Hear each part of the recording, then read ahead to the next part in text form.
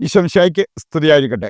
ആത്മീയ ഭോജ്യത്തിൽ നാം ഇന്ന് വിചിന്തനം ചെയ്യുന്നത് ദമ്പതിമാരെ കണ്ടുപഠിക്കൂ എന്നുള്ള ആ ഒരു ദൈവിക ആഹ്വാനമാണ്. വചന വെളിച്ചത്തിൽ ചിന്തിക്കുമ്പോൾ ദൈവം നൽകുന്ന ഒരു വിളിയായിട്ട് നമുക്കിതിനെ കാണാൻ പറ്റും. ദമ്പതിമാരെ, നിങ്ങൾ കണ്ടുപഠിക്കേണ്ടതായിട്ടുള്ള ചില കാര്യങ്ങളുണ്ട്. ഞാൻ ഓർക്കുന്നു, കുട്ടനാട്ടിൽ നിന്ന് വന്ന ഒരു അമ്മച്ചിയാണ്. അമ്മച്ചി സൂചിപ്പിച്ച ഒരു കാര്യം ഞാൻ വിശുദ്ധ കുർബാനയിൽ മുഴുകാൻ തുടങ്ങിയത് മദർ തെരേസയെ കണ്ടുപഠിച്ചതിന് ശേഷമാണ്. അവരുടെ ഹൈദരാബാദില് മദർ തെരേസ വന്നപ്പോൾ ഇവർക്കും അവരുടെ ഏതാണ്ട് തൊട്ടടുത്തിരിക്കുന്നത് പോലെ ഇരുന്ന് ഒരു ബലിയിൽ പങ്കുചേരാനുള്ള അവസരം ഉണ്ടായി. ഇങ്ങനെ ഒരു വ്യക്തി ആയതുകൊണ്ട് ഇവരിങ്ങനെ നിരന്തരം മദർ തെരേസയെ നോക്കുന്നുണ്ടായിരുന്നു. അപ്പോൾ അവർ കണ്ട ഒരു കാര്യം, വിശുദ്ധ കുർബാന തുടങ്ങിയിട്ട് തീരുന്നിടം വരെ കയ്യും കൂപ്പി ആ വിശുദ്ധ കുർബാനയിൽ മുഴുകിയിരുന്ന മദർ തെരേസ അത് കണ്ടുപഠിച്ചത് കൊണ്ടാണ് അവരിപ്പോൾ പറയാണ്, എനിക്ക് അങ്ങനെ അല്ലാതെ കുർബാനയിൽ പങ്കെടുക്കാൻ പറ്റില്ല. വിശുദ്ധ ബലിയർപ്പണം നടക്കുമ്പോൾ പുറത്ത് എന്ത് ശബ്ദം കേട്ടാലും ഞാൻ അങ്ങോട്ട് എൻ്റെ ശ്രദ്ധ വിടത്തില്ല. ഞാൻ ആ വിശുദ്ധ കുർബാനയിൽ മുഴുകിയിരിക്കും. കണ്ടുപഠിച്ചതാണ് മദർ തെരേസയിൽ നിന്ന്. നമ്മൾ കാണുന്നുണ്ട് വിശുദ്ധ ഇഗ്നേഷ്യസ് ലോയോള. അദ്ദേഹം വിശുദ്ധനാകാനുള്ള ആഗ്രഹം വരികയും അതിനെന്ത് ചെയ്യണം എന്നുള്ളത് പഠിച്ചത് വായിച്ചാണ്. വിശുദ്ധരുടെ ജീവചരിത്ര ഗ്രന്ഥം അത് വായിക്കാൻ തുടങ്ങി. പുള്ളി ആശുപത്രിയിൽ ട്രീറ്റ്മെൻറ്റുമായിട്ട് കിടന്നപ്പോൾ ഇങ്ങനെ സമയം പോകാൻ വേണ്ടി എന്തെങ്കിലും വായിക്കാൻ തരാമെന്ന് ചോദിച്ചു. അവർ കൊടുത്തത് ഈ ജീവചരിത്ര ഗ്രന്ഥം. ഇതിലേതാനും വിശുദ്ധരുടെ ജീവചരിത്രം വായിച്ചു കഴിഞ്ഞപ്പോൾ അദ്ദേഹം ആ പുസ്തകം അടച്ചിട്ട് തന്നോട് തന്നെ പറഞ്ഞ ഒരു കാര്യമുണ്ട്, അവനും അവൾക്കും വിശുദ്ധനാകാൻ കഴിഞ്ഞെങ്കിൽ എന്തുകൊണ്ട് എനിക്കായിക്കൂടാ? അന്നെടുത്ത ഒരു തീരുമാനം അതവനെ വിശുദ്ധനാക്കി. എങ്ങനെ വിശുദ്ധനാകാം എന്നുള്ളതും ഈ വിശുദ്ധരുടെ ജീവചരിത്രം വായിച്ചപ്പോൾ അവന് മനസ്സിലാക്കാൻ സാധിച്ചു. ഇങ്ങനെ കണ്ടുപഠിക്കാൻ പറ്റും, വായിച്ചു പഠിക്കാൻ പറ്റും.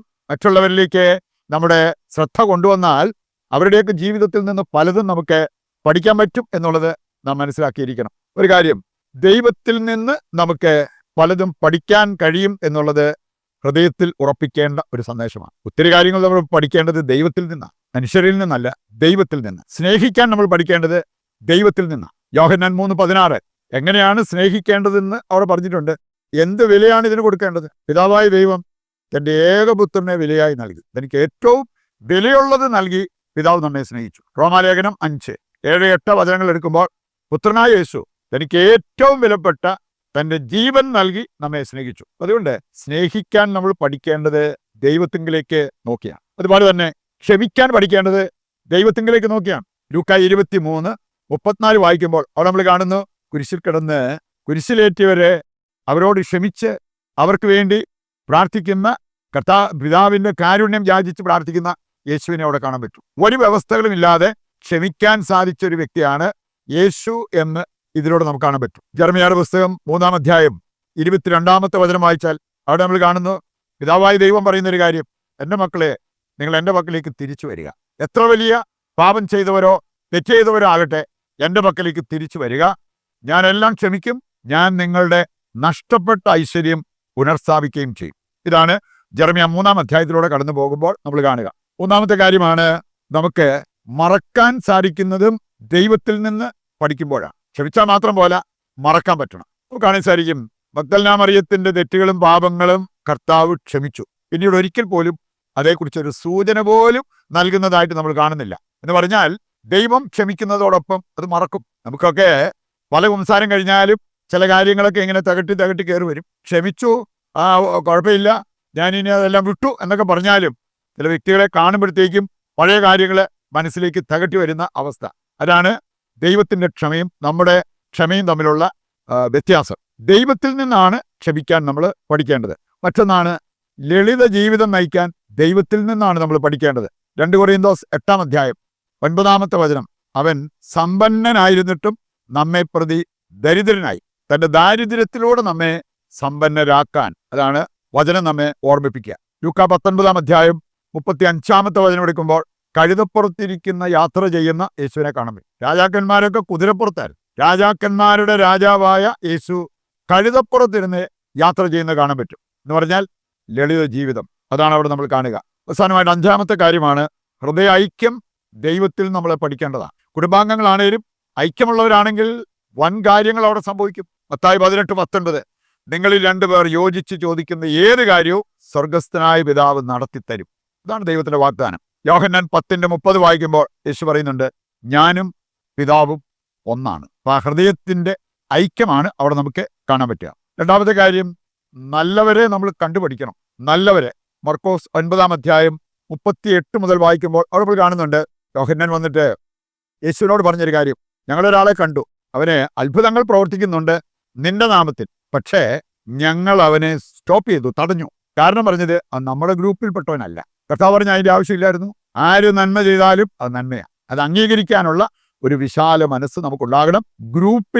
ഗ്രൂപ്പിസത്തെക്കാൾ നമ്മുടെ ശ്രദ്ധ പോകേണ്ടത് നന്മയിലേക്കാണ്. എവിടെ നന്മ കണ്ടാലും അത് അംഗീകരിക്കാനുള്ള വിശാല ഹൃദയം നമുക്കുണ്ടാകണം. റൂത്ത് 1-16 മുതൽ വായിക്കുമ്പോൾ അവിടെ നമുക്ക് കാണാൻ സാധിക്കും, റൂത്ത് പറഞ്ഞൊരു കാര്യം ഇന്ന് ഭാര്യമാര് ഏറ്റെടുക്കേണ്ട ഒരു കാര്യമാണ്. അവിടെ പറഞ്ഞിരിക്കുന്നത്, അമ്മ ജീവിക്കുന്നിടത്ത് എനിക്ക് ജീവിക്കണം, അമ്മയുടെ കൂടെ എനിക്ക് സഹിക്കണം, അമ്മ മരിക്കുന്നിടത്ത് എനിക്ക് മരിക്കണം, അമ്മയെ അടക്കം ചെയ്യപ്പെടുന്നിടത്ത് എന്നെയും അടക്കം ചെയ്യപ്പെടണം.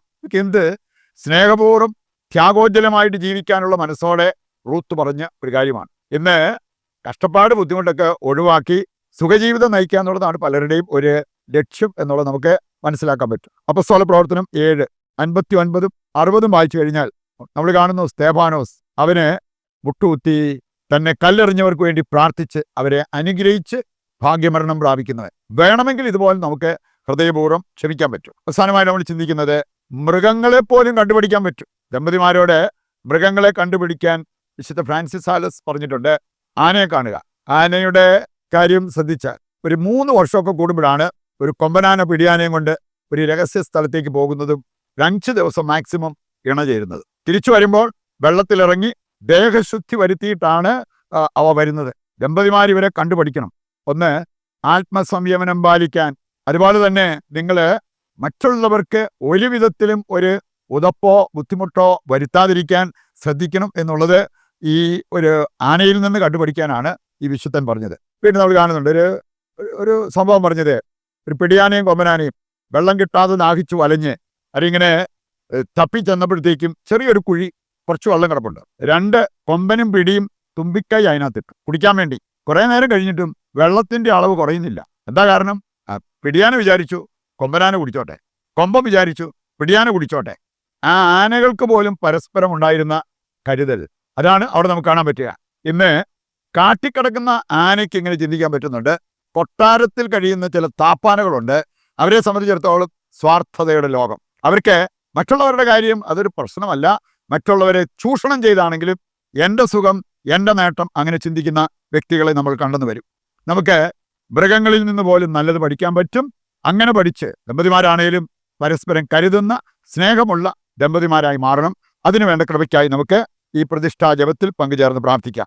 വഴക്കടി ശീലമാക്കിയിരിക്കുന്ന ദമ്പതിമാരുണ്ട്. അവരുടെ മാനസാന്തരത്തിന് വേണ്ടി ദൈവത്തോട് നമുക്ക് പ്രാർത്ഥിക്കാം. സർവ്വ നന്മകളുടെയും ഉറവിടമായ ദൈവമേ, ഞങ്ങൾ അങ്ങയെ ആരാധിക്കുകയും സ്തുതിക്കുകയും ചെയ്യുന്നു. നാളെ ഇതുവരെ അങ്ങ് ഞങ്ങൾക്ക് നൽകിയ നന്മകൾക്ക് ഞങ്ങൾ നന്ദി പറയുന്നു. ആത്മീകവും ഭൗതികവുമായ ഞങ്ങളുടെ എല്ലാ ആവശ്യങ്ങളും നിറവേറ്റി തരണമേ. പാപത്തിൽ വീഴാതെ ഞങ്ങളെ സംരക്ഷിക്കണമേ. ഞങ്ങൾ ഇന്ന് അനുഭവിക്കുന്ന രോഗങ്ങളിൽ നിന്നും കടബാധ്യതകളിൽ നിന്നും അങ്ങ് ഞങ്ങളെ മോചിപ്പിക്കുവാൻ തിരുവുള്ളമാകണമേ. ആമേൻ. നമ്മുടെ ജീവിതം കർത്താവിന് ഫലമേൽപ്പിച്ചുകൊണ്ട് ഇതിൻ്റെ എല്ലാ പ്രാർത്ഥനാ നിയോഗങ്ങളും ദൈവകരങ്ങളിൽ സമർപ്പിച്ചുകൊണ്ട് താഴ്ന്ന സ്വരത്തിൽ കർത്താവിനെ സ്തുതിച്ച് ദിവ്യകാരുണ്യത്തിൻ്റെ ആശീർവാദവും നമുക്ക് സ്വീകരിക്കാം. യേശുവേ നന്ദി, ഹല്ലേലൂയ, ഹല്ലേലൂയ. കർത്താവേ ഏറ്റെടുക്കണമേ. ഞങ്ങളുടെ ജീവിതവും ഞങ്ങളുടെ കുടുംബത്തെയും ഞങ്ങളുടെ എല്ലാ പ്രാർത്ഥനാ നിയോഗങ്ങളെയും അവിടുന്ന് ഏറ്റെടുത്ത് ഞങ്ങളെ അനുഗ്രഹിക്കുവാൻ തിരുവുള്ളമാകണമേ. ഹല്ലേലൂയ, ഹല്ലേലൂയ, ഹല്ലേലൂയ. യേശുവേ നന്ദി, യേശുവേ സ്തുതി.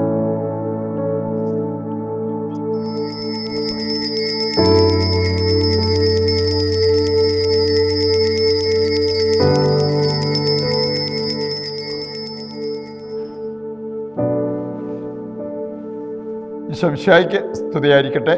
നാളെ വീണ്ടും മറ്റൊരു എപ്പിസോഡുമായി നമുക്ക് ഒന്നിക്കാം. ദൈവം നിങ്ങളെ സമർത്ഥമായി അനുഗ്രഹിക്കട്ടെ.